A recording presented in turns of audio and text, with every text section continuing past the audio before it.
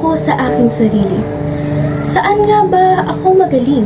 May talento nga ba akong naikukubli? Saan? Sa pag-awit ba, pagsayaw o sa sining? Sa totoo lang, hindi ko rin sigurado. Mahilig akong makinig ng musika. Kaya ko rin namang umawit ng tama sa tono. Sa pagsayaw siguro, no comment na. Pero sa sining, oo, gusto ko ang sining. Ito ang hilig kong gawin. Sa tuwing ako'y malungkot at nababalisa, hinahayaan kong ang mga kulay ang magbigay sa akin ng ligaya. Ngunit ako'y napapaisip, napapatanong at nabubuluhan. Oo, gusto ko ang pagguhit at pagkukulay, ngunit hindi ko maintindihan. Hindi ko masabing magaling ako sa larangang ito. Hindi ko masabing ito ang taglay kong talento.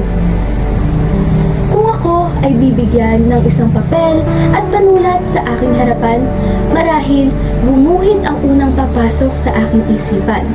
Ngunit dito, nararamdaman ko sa aking puso na iba ang tinitubok nito. Ang sumulat at isiwalat ang katotohanan. Bawat letrang aking sinusulat ay may kahulugan.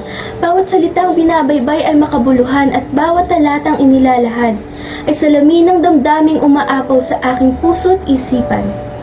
Kapag ang panahon ay lumipas, ang kulay, pwede yang kumupas. Yung mga larawang ipininta, maaari ring maluma. Pero ang mga salita, kailan may hindi yan mawawala.